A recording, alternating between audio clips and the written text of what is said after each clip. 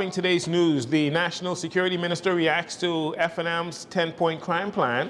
The government issues a statement regarding the U.S. designating its embassy in Nassau for Haitian visa applicants.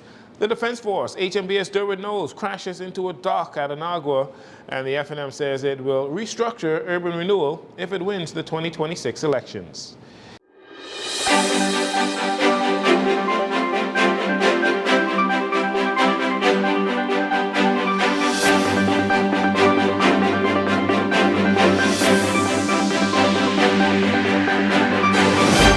This is your JCN Evening News. I'm Jcn Saunders. Thank you so much for joining us.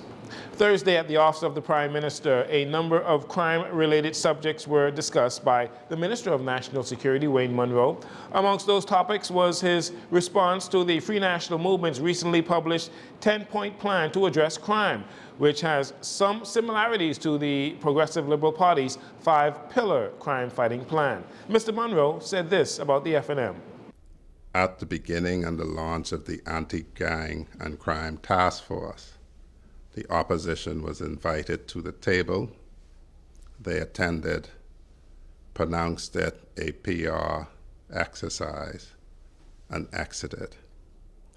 They have recently published in something that saved under something called the F&M Press Kit, what they describe as the F&M's 10-point plan to address crime. Minister Munro stated that he has looked over and fully considered the opposition's 10-point plan to combat crime, reminding that tackling the nation's crime challenges will take a joint effort. I can advise that we have considered it fully. We take very seriously the fact that this is an area that must be an all-of-society effort, and as they are a part of the society, we will consider any solution advanced by any member of this country.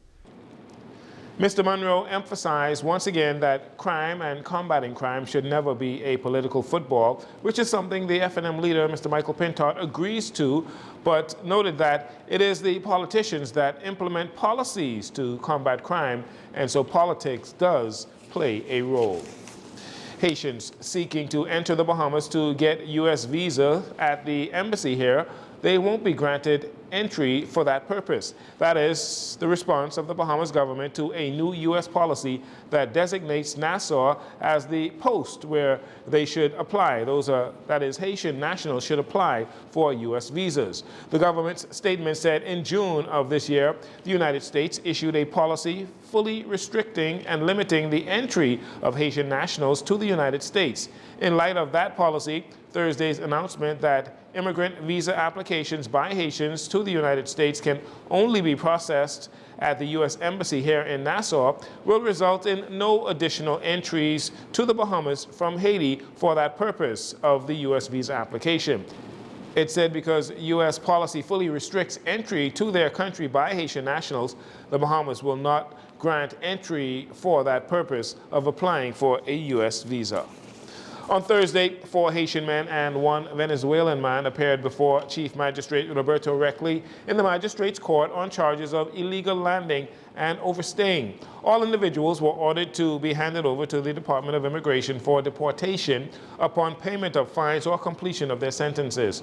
Earlier this week, Tuesday, 19 Haitian nationals appeared before Senior Magistrate Raquel Wims and were convicted on various immigration-related offenses, including overstaying, illegal landing, knowingly misleading an immigration officer, and possession of forged or fraudulent documents. Also, during a repatriation exercise on Tuesday, 1 Dominican male was repatriated to the Dominican Republic, followed by the deportation of 9 Haitian nationals to Cape Haitian. Additionally, between August 22nd and September 3rd, 49 foreign nationals were deported from New Providence, including 42 Haitian nationals, 5 Jamaicans, 1 Cuban national, and 1 Dominican national. On August 30th, the Royal Bahamas Defense Force confirmed that HMBS Derwent Knowles experienced a mechanical issue while approaching Matthew Town in Nagua. The vessel lost control of its controllable pitch propeller system, with the engines unexpectedly revving up forward, resulting in the vessel crashing into a wooden dock. No injuries were reported. HMBS Derwent Knowles recently underwent repairs for the same issue earlier this summer. Meanwhile, human error has caused a number of groundings, and other mishaps have hampered the Royal Bahamas fleet of vessels in recent years. Here's what the Minister of National Security, Wayne Munro, said back in the month of May about the RBDF fleet of vessels. The RBDF fleet is in varying degree of operational efficiency. The public would know that the HMBS 80 Hannah is inoperative because of 2 groundings. The HMBS Cascarilla is out of service because of a grounding. The HMBS Derwent Knowles is currently in Florida on dry dock. The HMBS Kamalami is at sea on patrol in Southern Command. HMBS Lignum Vitae and Madeira are functional. HMBS Raleigh Gray requires some work on her propellers. HMBS LL Smith is damaged from a grounding and has to go on dry dock. HMBS Lawrence Major is in service. Safe to say many of those issues have been or are still being addressed, this now 3 months later. Meanwhile, the Royal Bahamas Defense Force said it will continue carrying out a full technical review and assessment to ensure the problems in regards to the HMBS Derwent Knowles, they're resolved. Finally, in this segment, stop, review, and cancel has been a popular theme in local politics ever since the first Ingram administration. It is a stigma the Progressive Liberal Party often uses to encourage people not to vote for the Free National Movement. Well, the FNM is now taking aim at what some would refer to as a PLP baby, and that is the Urban Renewal Program. During the recent release of their crime-fighting plan, the FNM leader Michael Pintard announced plans to reconfigure the current urban renewal program so that it works properly and has a greater impact.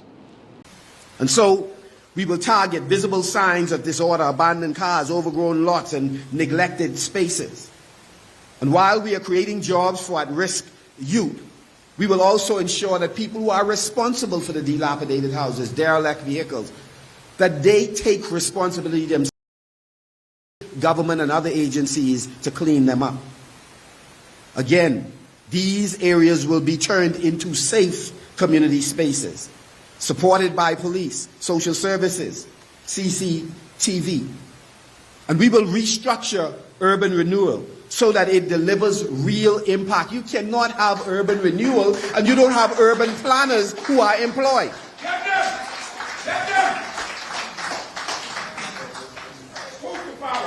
It is more than just lumping a series of programs under one banner and trying to convince us that it's about to provide change. Mr. Pintard says the current structure of urban renewal is not working and in some aspects is only another way for the government to enrich its supporters and its members. An FNM government will clean up communities to reduce crime, not merely to give a few persons contract for their heavy equipment. We're talking about cleaning up the community. When you clean up the community and you fail to do anything with the property, all that happens is that a little bit of rain causes the very bush to come back up, and then the same cycle is repeated. The same folks with big equipment are able to make more money. And we don't begrudge them, but what we want is properties to be clean and properly landscaped. Put down the old poles to block derelict vehicles from being parked on the property. Make it a safe space, some for seniors, some for children.